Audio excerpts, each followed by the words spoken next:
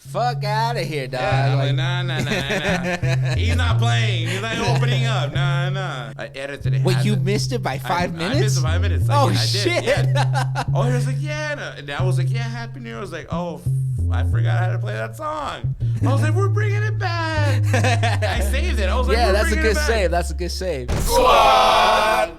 What up, everybody? Welcome back to another episode of Squad Talk. It's your boy, DJ Mav. Today, I got a homie, Jay Matic, in here with me. What's going on, my boy? How you feeling? Feeling good, feeling warm, because it's crazy out there. It is super crazy weather out there. Fellow DJ friend, man, he's been an open format DJ for over 17 years and is doing everything from events to nightlife in Hollywood and LA, right? So he's here to share his journey with us and then just talk, DJ stuff, whatever, you know what I mean? Oh, yeah. I got a lot of stories. But yeah, I've been doing this for about 17 years. I won't tell you my actual age, but I've been doing it for about 17 years. Started, I live in the outskirts of LA, so I was always a curious little kid. So I ventured out, got my license, ventured out, went out to LA and just kind of explored and got caught up in the nightlife and started promoting and took off from there. Just, explored every genre of music that LA had to hold. What made you go for DJing? I mean, because you could have got into, like, anything else. So why DJing? My vocals and my voice sucked at that time.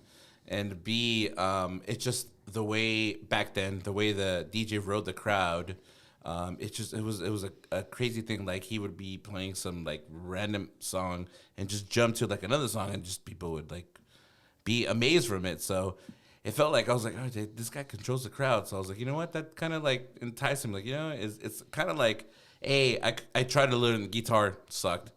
Tried to learn any instrument, sucked. So, and I had no background in music because my parents are just old school.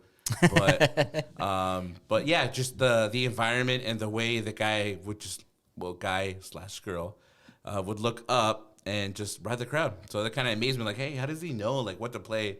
It was that environment, that realm back in the day. Yeah. Was there a moment per se that you can like recall when you go back when you're younger? Like, all right, this particular time is when I knew I wanted to try DJing or anything like that. Oh yeah. So this is the era in my world in LA. Pre-EDM, before it actually blew up. Besides that, it was like in the 2000s. Uh-huh. So I guess my age. I graduated high school in 2005. So there it is, guys. He finally dropped it. After that, I was never home, so I would just venture out. So there was this place called Space in Hollywood, and every Tuesday, Steve Aoki would host an event. So it was really like indie, and they had bands, indie rock bands, but then there was a sound, this like electronic sound, which was kind of like a rock and like a really like just old school 90s house electronic sound that started coming up. So I was like, oh, this is dope. So every Tuesday I would go out there, and I was working a part-time job at the point, and just drive out there and do my thing. And yeah, it's just that sound, and that sound kind of like got attached to me, and I would go every Tuesday. I mean, sometimes I would just waste money on gas and be like, hey, who wants to go with me? Pitch gas. We're going to go on Tuesday. It's going to pop. And yeah, then randomly, Steve Aoki would show up because it was his night. He's the one that was the point he was actually doing stuff for Denmark. Yeah. So he was doing that clothing line, and that was what he was trying to push at that point. So it was really indie. I don't know much about Steve Aoki at that point. I don't know much of his brand, but I would see him later down the road. Obviously, I found out who he was. And AM would show up randomly too. And really? Fashion would show up randomly too. That's dope. So that's kind of like, I wasn't really into, per se, like DJing, but it was into the culture and the music of that sound. And I would did you get to see AM play? Yeah. That's dope. Back in the day, it was Sidekicks and Blackberries, so I really get I think I have maybe like two, if it's still in the garage, two recordings of him spinning. Really? Yeah. That's dope. All like super just like crappy video, from the phone. Like crazy. Oh yeah. I was trying to zoom in. I was like, no. I was like, this is so cool. I got to record people in like the 2000s. Yeah. So, But yeah, That's funny. That's kind of what inspired me, just the sound of it, and then it just evolved into I could play these sounds and actually like mix them all together. And so that's, I mean, I've been falling in love with house music since I was a kid, but that kind of like just kind of rode the wave. Yeah. And when you finally like started playing, was this on turntables? Was it like on CDJs? Nope. There wasn't controllers back then. Nope. It was all. But there was CD players. There was CD players, and do you remember the rack mounted dual CD players? Oh yeah. And how they looked? Yep. Yeah. I'm like, what is that? I was like, no, we're good. We got needles. We're good to go. We got records. Nah, we don't need that stuff. So. Yeah. So you went straight for vinyl? I went straight for vinyl. The reason I went straight for vinyl because I tried to I started trying to learn to DJ because I was in that crowd and that environment, but obviously living where I live at, which is in Santa Clarita, there wasn't much of a culture thing. And like, if I had to like try to learn, I guess, and be creative, I had to kind of explore outside of that, that area. So it started in vinyl. It was just vinyl. And I had one of my cousins that live in the valley that he's like, yo, I do quinceañeras. I'm like, oh yeah, no, go check it out. I was like, this is not what I want to play. But that forced me to actually learn on vinyl. Yeah. And have that tone, like, all right, dun. So you play quinceañeras on vinyl? Oh yeah. Yeah. Yeah. He would go use the restroom, and he's like, oh, give me like 10 minutes. I'm like, okay. I was like, oh, what's going on? I was like, all right, dun, boom. Yeah. And what kind of music were you taking? Like, so the this is when were you taking like when we do quinceañeras now? You play the typical like quinceañera set. It's not always the same, but it's pretty typical. Was it the same records but in vinyl back then, or what? Yes. So that quinceañera kind of like realm hasn't really evolved too much, but it was on vinyl. Which now you're reminding me, I gotta go look back and see if I still have those the cumbia mixes and all that stuff on vinyl, because my cousin did, and unfortunately he passed away. But he has that in some storage locker somewhere, and I lost touch with him because he moved out. But he actually had him on vinyl, and it was straight vinyl. Nice. And was it like you had like intro edits or extended edits or just the regular single? It was just a drop like, all right, ¿dónde están mis tías? And boom, drop. Yeah. So. Yo, that's crazy. I remember as a kid being at like a quinceañera or like some sort of family party, and there was this family they were like family friends, and her dad was a DJ. So like the grandpa was a DJ, and it was this massive, like it was like a table on wheels. It was all black carpet, right? And then like it kind of looked super private, and you would like, there was like a flashlight sticking up, and you would like look back there, and there was a bunch of stuff, right? And I was like a little kid, it was like crazy. I was like, what is that? That's that crazy. Big old, I call it the Uncle DJ soundboard, because that thing was like huge.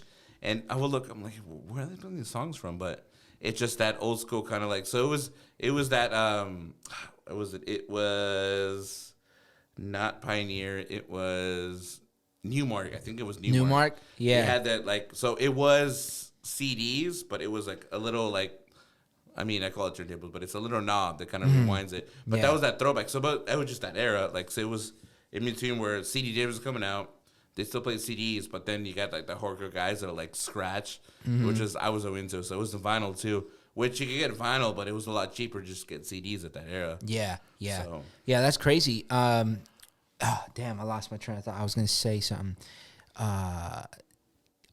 The sound systems back then, dude. The massive, like, huge boxes. These fools would pull up to a quinceañera, and it would look like it was about to be a concert. You know what I mean? And it was so massive, and it for no damn reason. It's like you're camping in a festival. Yeah, it was like a big old box. You go in and like so. If you think about it, well, I guess maybe in that era. So my brothers, they were a lot older. We went to a couple of raves, but that was the same sound system they used to use back in the day. So, but obviously not being considered, but like those boxes were like, you would like literally sit in there and just like boom, boom, boom, boom, boom, boom, boom. But obviously that was the standard at that time. So obviously I can say no, but those things were like massive. Yeah, they were massive. You sleep in there. The folded horns subs, right? With the Serwin Vega or something like that. Surveys was top notch for like a good, in the 2000s they were like up there. Yeah, nowadays I had a buddy like a few years ago tell me, "Hey, I'm selling some survey." I'm like, "Nah, dog, I'm good. What I need that for?" I was like, "Wait, we in 2001?" Yeah, no. Nowadays, it's for me personally. If I do like private events, it's all about small systems. Like I like a small, like, have you seen the little subs with the array column now, that collapse and they sound good. It's like a surround system, but the thing is this. Yeah, and it sounds pretty good for smaller stuff, and they got a little bit of bigger ones, but it's crazy how much technology has changed. Did you start getting into DJing after high school? Right after high school. Right after high school. So you were never in high school doing like the whole party crew thing? So I was, but living where I lived at, there was nothing going on. So once me and the homies got licenses, we would draw out to the valley, and that's where we kind of like, oh, there's a party scene out here, like, just like old school house, and that was like that richer vision kind of house, like that. So we got involved with that, and just kind of evolved, and then I just going to the clubs because I was the guy that drove everybody, unfortunately, but I drove everybody. It's like, hey, where you going? I was like, oh, I hit this nightclub because I'm promoting it. And that's what kind of got into the nightlife, and then circled back to the party scene, which was all house music and all just that rave sound, which was coming up in the 2000s. Yeah. Which is really underground. For me, I remember listening to the radio at night and then just listening to what like DJs were doing, and that really kind of inspired me. And that was long before I got into DJing, but I would be like, I remember as a kid listening and just thinking to myself, I never hear the song end. Mm-hmm. Is this still the same song? Keeps going. Yeah, it just keeps going and it's going. Like a magical adventure. Yeah. So talk to us a little bit about that, like learning to mix. So living where I lived at, I didn't really get the major radio stations. The big radio station I got was Q104.7, which was with Jay Scratch, which is the homie. Shout out to Jay Scratch. So he's so at that era, it was obviously the house era. And he had the dope picture. I was like, dude, where do he use his records at? Like, where does he go shop for these records? Because I can't find them where I live at. I'm like, so at that era, I would literally have a boombox because, I was, coming up, I was in a boombox. So I would have the boombox, and he would hop on every Friday night from 10, I want to say to 1 in the morning, was like the house set, because they had the top 40s and all that stuff. And I would actually record it on the cassette tape. And I still have it. I showed it to him because I went out there maybe like 3-4 years ago. I was like, bro, I saw the cassette when you were mixing. You played his set back to him? Yeah, I was like, bro, you want the cassette? $20 now. There it is. No, but I had it recorded. Yeah, I had it recorded because that's the only way I could actually like play it back. Back then, like I guess in my mind, or what I had at that point as far as listening to music after. Yeah. So I recorded it on the cassette tape. I'm like, cool, let me play it back. A little white boombox, that Sony boombox. Yeah, yeah. Record it, boom, play it back. I was like, damn, is he mixing, or is it like no, he's mixing. Yeah. All right, cool. How was that mixing for you? Because back then there wasn't YouTube. It wasn't like a lot of. No, it was radio stations. So like I was like, all right, so this shows from like 10 to like 1 in the morning. Boo, I gotta go in there, get my blank cassette, record it, then eventually turn it to CD. But at the beginning, I want to say I was like 11 to 12. It was all cassette because that's my local Walgreens is all they had. Mm-hmm. So I would go in there. I was like, let me get like a stack of cassettes, record it, and it had like for a minute, I had like a couple cassettes, and then at that era was when it was transferring to CDs. So I was like, all right, cool, now it's CDs, but I still have those cassettes. I found them because I went over to my parents' house. I was like, you still have them? Yeah, they're in the garage somewhere. I was like, all right, I gotta find them. Hopefully they're not like water damage, but they weren't. They were good. But you would like listen to them and study them, and then try to recreate that mix. Oh yeah, I would rewind it back, and then I would listen to it. And I was like, dude, is he like? Well, obviously I did not know about mixing back then. Mm-hmm. Like, is he mixing, or is he just like? It's like, how is he doing that? Yeah. So in my mind, I was going crazy. I was like, dude, is he mixing, or was he doing?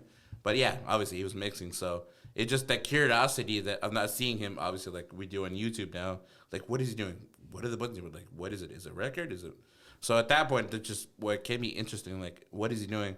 So unfortunately, once all the social media and YouTube came in, like he could see that person actually mixing. But before that, I don't know how that guy looked like. Like when I went to Ventura, I was like, oh, you're like this redhead guy. I was like, that is not what I was picturing. I was like, little, like big old stocky guy, like, huh? Yeah. No, not even. So the curiosity is what kept me going. Yeah, that's cool. I mean, I think it was like more magical in a way because it was almost like when you read a book versus watch the movie. Exactly. The book is better because it's all in your imagination. So when you were listening to the DJ on the radio, you didn't know what he looked like. You weren't watching a video.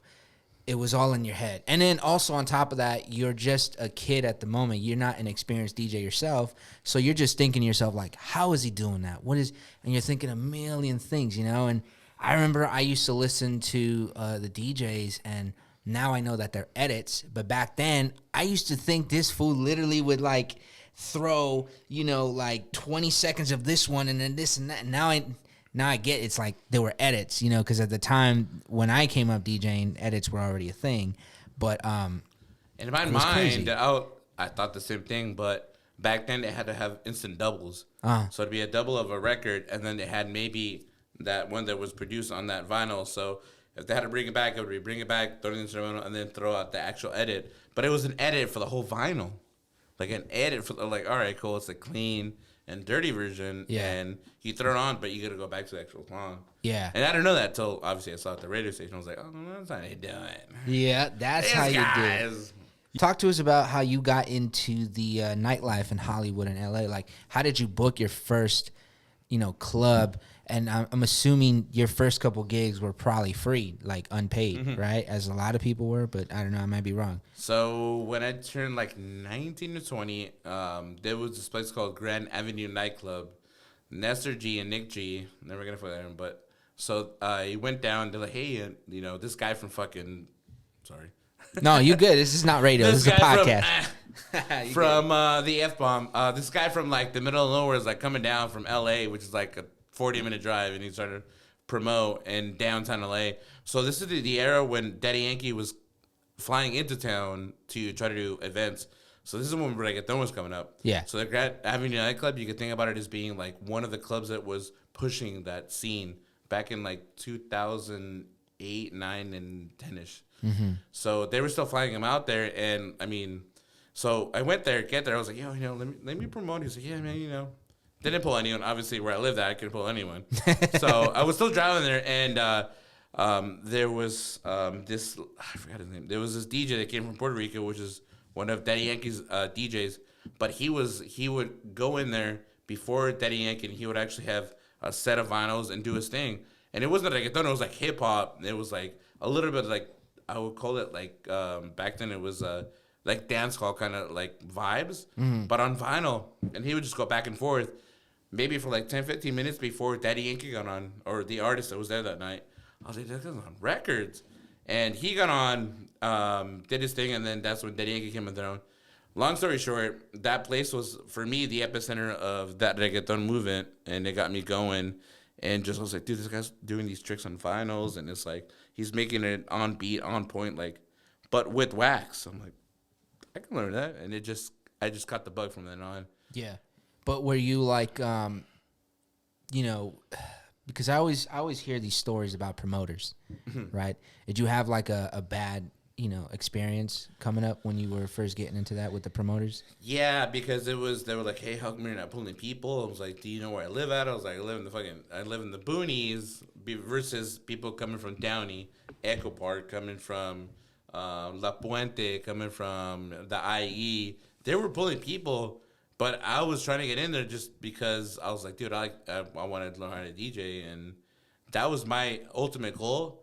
But was that pulling people? No. Were they talking ish? Yes, unfortunately, because I was like, I got like 20 people. Now, like 5, 10 people coming through. But it was just the area I was at, because driving from where I live at, going to LA, it's a drive. Yeah. It's like you saying, hey, take me to LA, like, I got you over there. Yeah, that's a long drive. But yeah, that was my experience in that era with like promoting, and I quickly learned like, hey, it's all about numbers. Obviously, it's a sales game. It's all about numbers, but there's a bigger picture to it too. It's a club environment. You got like artists, and you got to pull people. But was it bad? No. Was it annoying? Yes. Mm-hmm. Was it a good thing to learn in that era? 100%. Yeah. I learned about the club bar. I learned about how the business works. I learned about the owner. I learned about tiers of promoters. So that kind of gave me that focus. Like, all right, where am I going to sit in this pyramid of the club environment? Yeah.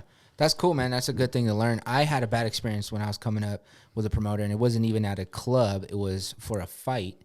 I got a call from my program director, and he was like, "Hey, what are you doing today?" I was like, "I'm just chilling." I'm like this. I'm like 18. I don't really got much going on.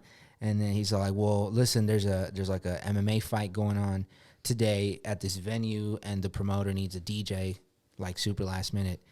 And all I was supposed to do was just play like the walk-on music and then DJ in between the fights or whatever. So I was like, yeah, bet. What do I need to take? And he's like, oh, just bring like your controller or your turntables, whatever you DJ with. And then so I went and pulled up. Everything was good. Got the music from the fighter managers, whatever. Did it, killed it, played great music. At the end of the night, this promoter, which was around the entire time talking to me, right? All of a sudden is like giving me the runaround, and then like I'm telling like my PD, like, yo, what's up, bro? Like this, you recommended this guy. He's like, oh, let me talk to him. What's up? And he was just trying to dodge us, and this fool never ended up paying me. Like, you know what I mean? It was just, and it wasn't even that much, bro. I basically just did it for experience, but it was like $150, and like, this guy was just like, nah, he was not paying me. And I that's when I got my first taste of like what it can be, And so I remember that. I remember that lesson, you know what I mean? So that's why I ask about that, because sometimes it happens, sometimes it doesn't happen, you know what I'm saying? That's happened to me a couple times. It's happened to me with when I get booked for up-and-coming artists. So there was a couple. I'm not gonna mention names, but there was a couple artists that were coming up, and it's like, yeah, you gotta open up for him, la da da. I was like, yeah, let's do it. You gotta pay me this amount. I'm like, yeah, we got you.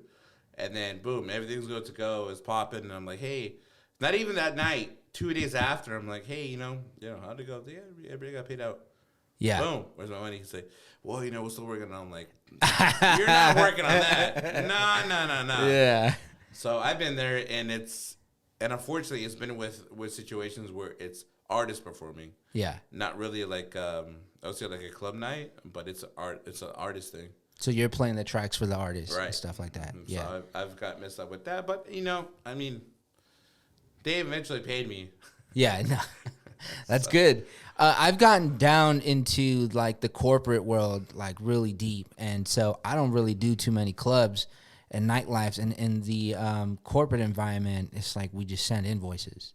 Is that a thing in a nightlife, like clubs? So that's a big thing now. I would say invoices is a big thing, because I've been in a couple of corporate events, and you got to have everything like laid out for corporate events. They're probably like one of the funnest, I would say, because it's a diverse crowd. But corporate events, if you're in that world of just doing corporate events, you have to have everything laid out, like boom, contracts and all that good stuff. Yeah. But yeah, it's still, they're pretty strict about that. But like in clubs, are you sending invoices or motherfuckers just paying you cash at the end?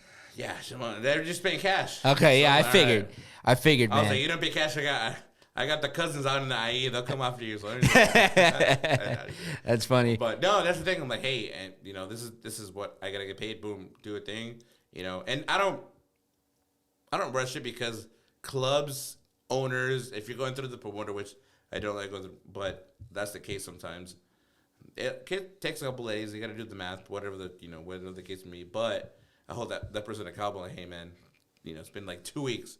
Max 2 weeks. Like, it's been 2 weeks. Like, obviously, you got to pay me. And I've never not gotten paid. But with clubs, it's kind of like, all right, I know what to expect. Versus corporate events, I'm like, all right, this is an invoice. Boom, boom, boom. Yeah. Yeah, that's what's up, man. So I saw you when you filled out that thing earlier. You said that you played for YG. Talk about that. So we used to do a nightclub off of Vine. It used to be called Club Sugar on Fridays and Thursdays. And then we did across the street used to be another club, which is right in the corner down the street from I forgot the street. So, anyways, long story short, so I was doing that. That residency was every Friday night, and it was Joseph's Lounge, but it was when it was in the corner of Hollywood and Vine. So that was my night. I was like, boom, I'm gonna go ahead and do it. And this guy comes in, I'm like, doing my thing, crowd's popping. He's like, yo, I need you to get off. I'm like, what do you mean you need me to get off? He's like, yo, I gotta do my thing. So he pulls up, does his thing, computer crashes. I was like, he's like, yo, you got these tracks? I'm like, what do you mean I got these tracks? I was like, I don't even know who's coming up as an artist. Like, what do you mean? He's like, I don't know shit, dog. Yeah. So it was when Tutor and Booted was coming out, but he needed just the instrumental, which I didn't have, obviously, because it wasn't out yet.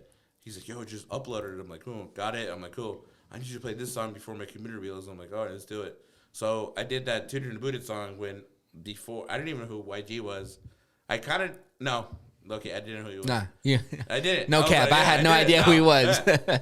And it was Mustard who was going to go on. So you were talking to Mustard. Yeah. His computer crashed. I didn't even know it was him. Yeah. Just partying that night. So he's like, yeah. So I played that first song. By the time YG ended, his computer was up and running and he did their thing.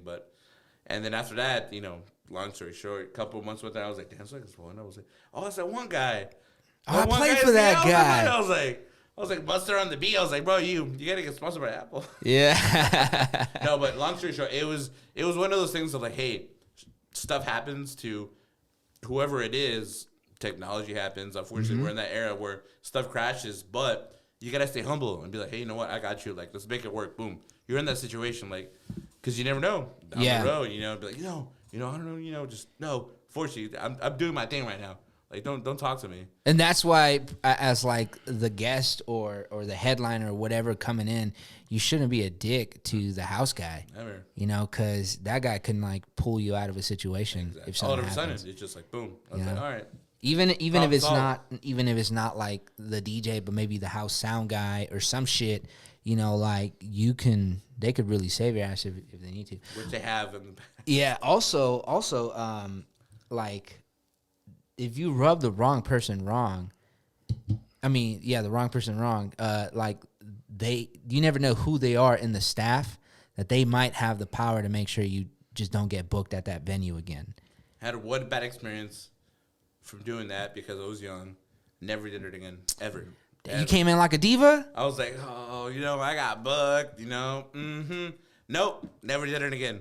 What did you do? Tell us. So, that was when I was young. So, I was scratching. Needle messed up. Needle was dirty. And I was like, I was trying to just figure stuff out. And the sound gives me another needle. And literally, there was like dead air for like 15 minutes.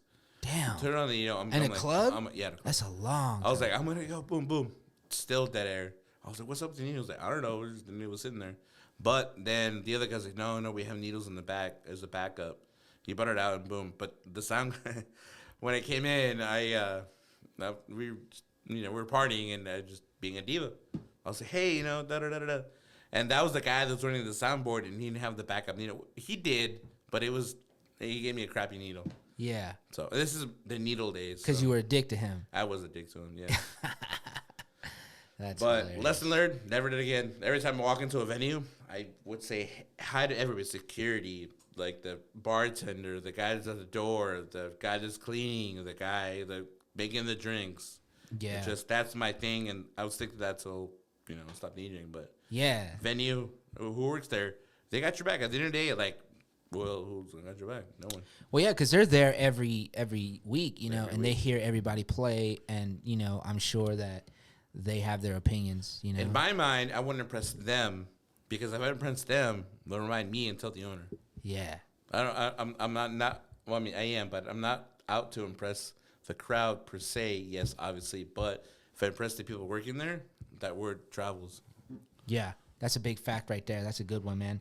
So, what tip would you have for anybody that's looking to get into, like, getting a residency at a club? Like, how can people? What do you recommend they do? So it's going to be going in there, talking to people, doing your research for maybe a month or two, depending on the venue, and just kind of seeing who's in and out. If you're trying to do just one night, maybe go that night. If you're trying to do multiple nights, kind of check out those nights. And be like, all right, who's doing their thing? Are they rocking it? Are they not rocking it?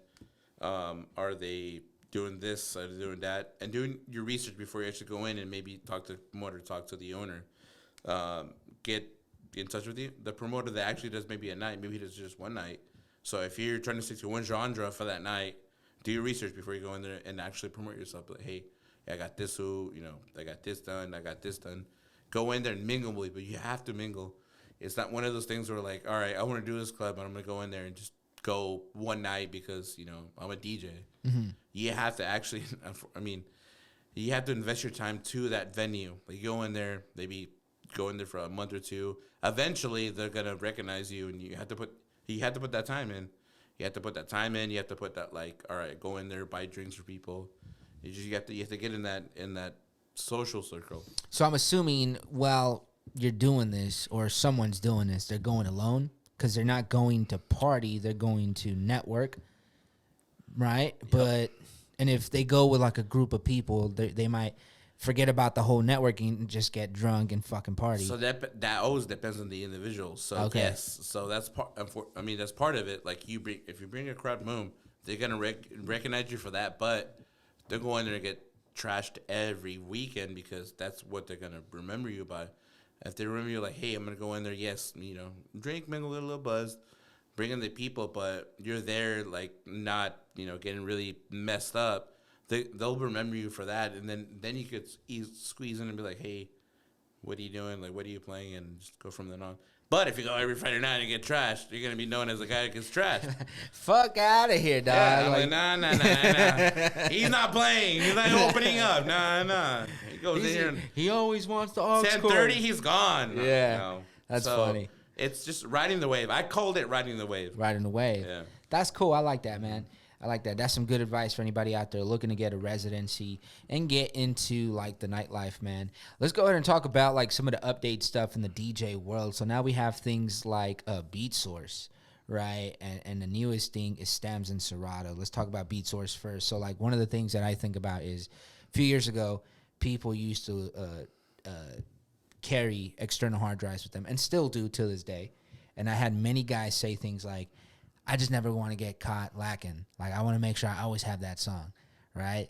And so I'm like, all right, whatever, bro. Like, there was guys that would brag like, oh, I got 8 terabytes of music, and my opinion on that is like, fool, you are not paying 8 terabytes of music every night. Nope. Like, let's be honest.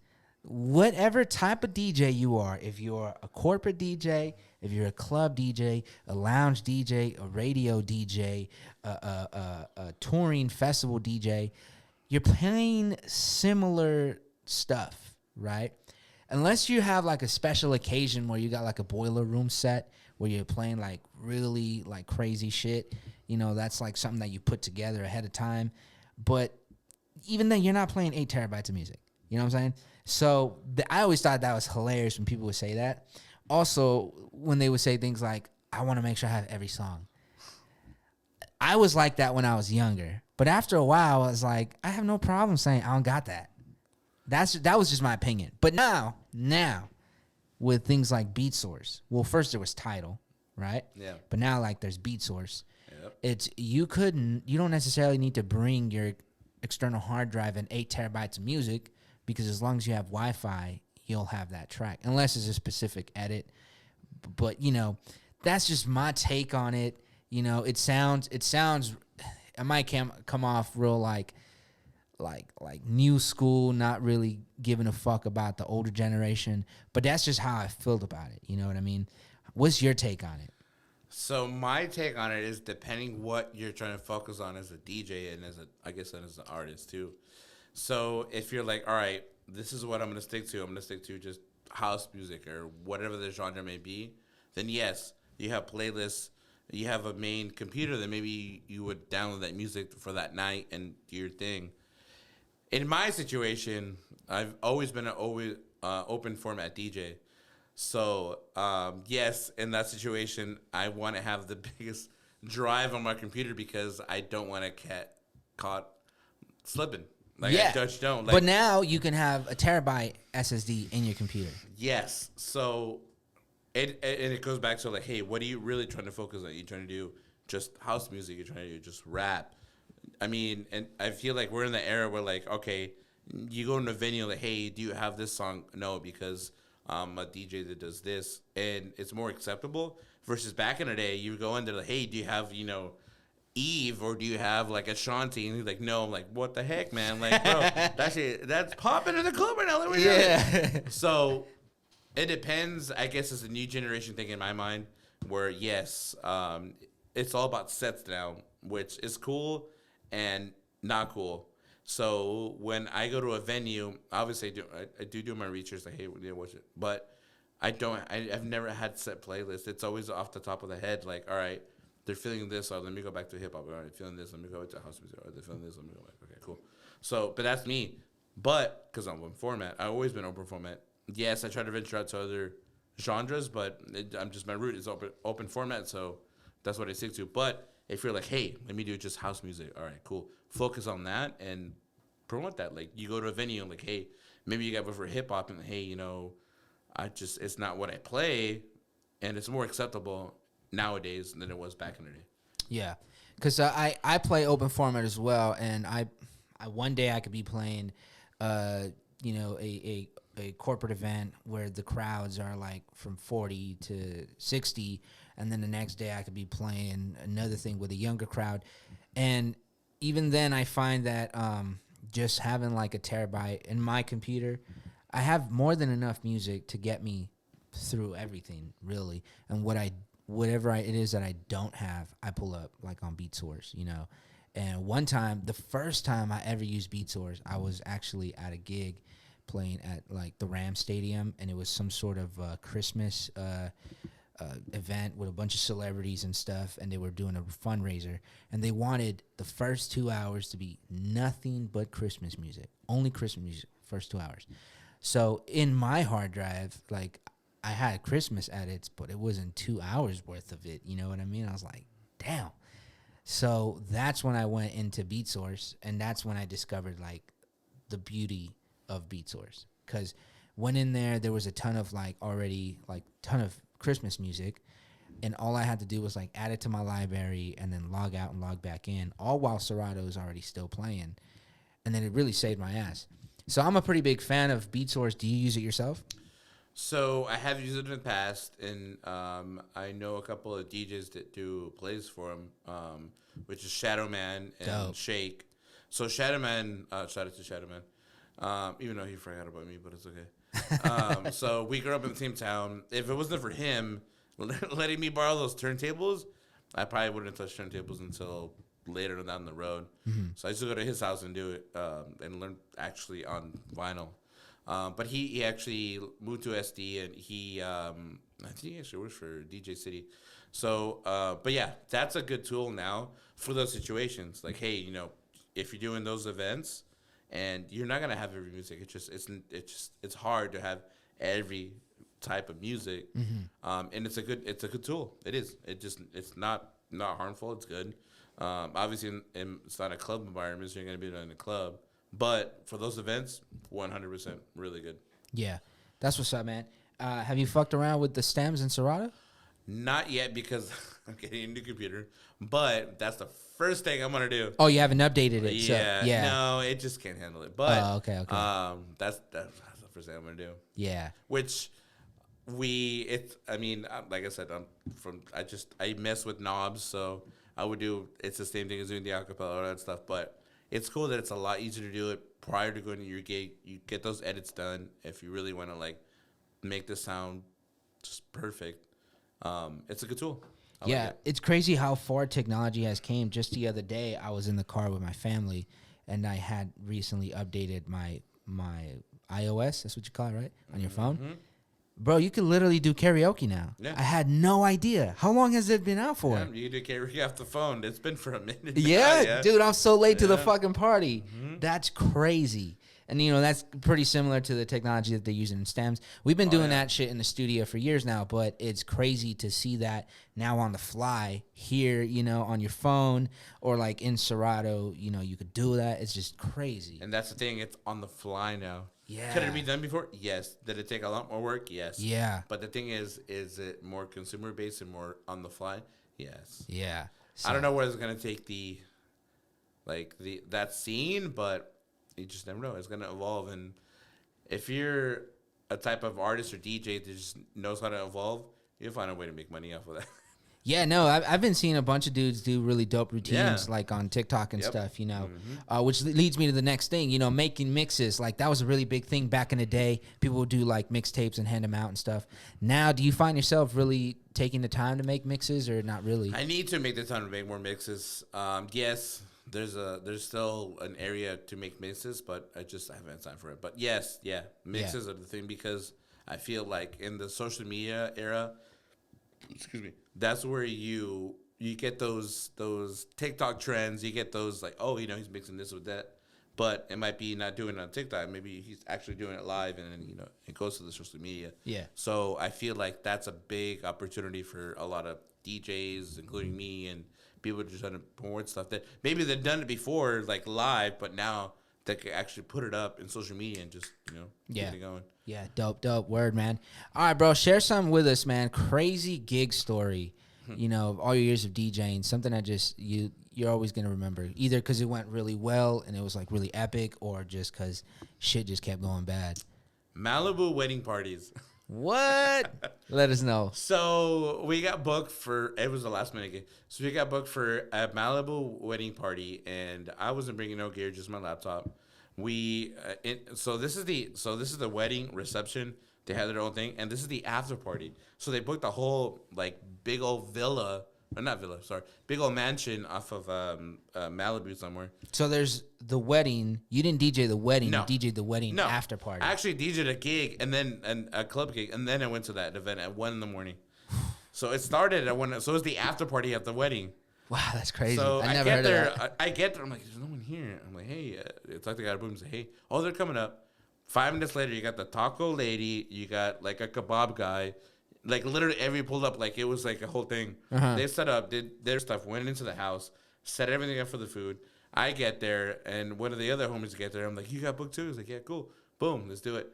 And it was everything got going at 2 a.m. And they had kebabs. They had a taco lady. They had a girl walking around half naked with sushi. Oh shit! And this is like 2. But this time it was like 3:30 in the morning. So I hop on, and it was nothing but like a house set that I did. I guess I started playing some hip hop, and like, go back to the house. I'm like, cool. They had a house set, and it did not end till 8:30 in the morning. Fuck. Me and the homie passed out behind. So it was we were in the kitchen, but mind you, the kitchen was huge. Yeah. Huge, and we had to hook up to a sound system which went through the whole house somehow. So, long story short, we left at like 9:30 in the morning. Damn. And we didn't even party. We were DJing. Yeah. And the bride and groom were still like, they weren't like. Somewhere in the property. So I know, they rented but- the whole property out. And Yeah. this is just the house. Like that was, in the back of the house, there was like some horses, and they had like, there was some girl that had like a pony. That's crazy. That's when I went to the bar. I was like, I gotta go pee. And I was like, oh, there's a pony. What the hell? Like, what's going on? Where are we at? That kind of reminds me of Miguel's wedding. You know, the R&B singer. Yeah. I did his wedding, and I didn't do it as a DJ though. I did it as a sound guy. He had a DJ Mick, I believe, like from New York or something, that did it. It was a fucking epic wedding, and they took our phones away and everything, obviously. One of those. But I just picture that because it was like a really big mansion. They had a weed bar. It was just like I was walking back and forth, checking different things, and I would like bump shoulders with like celebrities and like, oh shit. But they were like just regular people, you know what I'm saying? Yeah. Mm-hmm. And so I think about that. That's crazy. It also reminds me of like the movie Project X. Like this fool must have just 9 in the morning, like you'd wake up, what the fuck happened last night? It was crazy. What's like a dream gig that you have in your mind? Like if you could pick any place to play in the world, any gig, any audience, like what would be your dream gig? Any club in Vegas for New Year's. Damn, that's good. And it doesn't have to be a club that's like in like, like Marquee or stuff, just in Vegas at midnight. And it doesn't have to be one of the big ones. It ones. could be in Las Vegas Art District. It could be anywhere because that's just epic. The energy is so just crazy out there. Yeah. For New Year's. That's what's up. I'm assuming you've done a lot of New Year's gigs like in clubs, right? Has there ever been a time where you dropped the track a little bit too soon or a little bit too late and then you missed the. It was a Rihanna. Yeah, it was a Rihanna song. So I had it all planned out. Unfortunately, shots came in, and it was like 5 minutes after, and it was. I edited it. Wait, you missed it by 5 minutes? I missed it 5 minutes. Like, oh I shit! Did, yeah. Oh, he was like, yeah, and I was like, yeah, Happy New Year. I was like, oh, I forgot how to play that song. Dang. I ended up dropping it, unfortunately, and it was like a countdown. It just messed everything up. But people roll with it. It was like one of those that was like 5, Yeah, 4, yeah. 3, 2, 1. I was like, oh man. And it's 12:05. I was like, we're bringing it back. I saved it. I was like, yeah, we're that's a bringing good it back. save. That's a good save. You're welcome. Yeah, so I brought it back, but yeah, that was a big old fuck up on that one. Damn, that's funny, dog. That's a good one. I was thinking you were gonna say like, oh, I missed it by a minute or something. No, but I can see because minutes. at midnight, you're like really caught in the moment. It's like kind of peak hour. You know what I'm saying? So you're really like killing it. I could see why you would miss it. You know what I mean? But I'm assuming that the crowd at midnight, whether you were involved or not, they were like, they told me, hey man, I was like, I was like, I was like, it's been 5 minutes. All right, I'm bringing it back. Let's go. Let's do this. That's funny, man. What about your favorite dream setup? You got a dream setup? That varies. That varies for me. That varies in the type of gig or the time. The time in my life, I guess. Yeah. Like back then, you told me like I don't know, like 10 years ago, like, all right, 2 techniques, a rain mixer, and no laptop, just vinyl. But now I would say 3000s, the S7, and my laptop. Really? Yeah. Have you played on the S11? Yeah. Yeah? How do you feel about it? I like it. I have to get used to it because sound-wise, I usually listen to sound. I obviously look at my computer sometimes, but I have to get used to just the screen being there. Yeah. I'm getting used to it now, but yeah, I don't need it. I don't know. I just don't need that screen. I don't use the screen either. I just don't need it. Regularly play on a 3000s with the S11 and the computer, and there's like way too many fucking screens going on. I do need my pads now, though. I'm used to the actual pads. Doesn't matter if it's like the SRT 1000 or if it's like I'm used to the pads now. Yeah. So that's became like a standard, I think. Yeah. So now I'm used to it. So I'm like, all right, boom, boom. Because sometimes I do ride the beats. So I'm like, dun, dun, dun, dun, dun, dun. Yeah. Like here in the studio, we got the Techniques and the 900 Nexus 2, and it doesn't have any pads. I'm happy you got needles. I haven't touched needles in a minute. Oh, yeah. Yeah, now. I was like the old school, like, oh, let me show. Taking it back, man. All right, dude. Now, you talked about sound real quick. We talked about this while you were dropping the set, which, by the way, you can check out on mixcloud.com/turnupfriday. My boy J Matic did his thing. Like, you ever walk into a DJ booth or you've been chilling or something, and the fucking DJ has the monitor just fucking stupid loud, or the headphones. Are you that guy? I am not that guy. I'm the opposite. And I get annoyed. That's my biggest pet peeve. But come in, I'm like, all right, cool. Let's go. Let me use the headphones. Cool, boom. That thing is cranked up to the max. I get on there. I'm like, trying to listen up to the next track. And I'm like, dude, it blows my ears out. I'm like, yeah, I can't do it. That's the biggest pet peeve. The monitor... Yeah, it could be. I'm pretty big on that too. I usually turn it down because I want to hear what the crowd listens to and the bass, because I always usually ride the bass. But those 2 things are my biggest pet peeve. You ever? I'm sorry. Go ahead. No, if the monitor is really cranked up, I'll turn that stuff down. Yeah. And I've gotten people get pissed off. I'm like, why are you turning the monitor on? Because I can't hear the crowd. Like, I gotta see. I gotta hear what they're listening to too. Yeah. If that thing is bumping, but their stuff sounds like crap, then I'm gonna tell the sound guy, hey man, it doesn't sound so good. Yeah, I feel you. You ever play or try in-ears?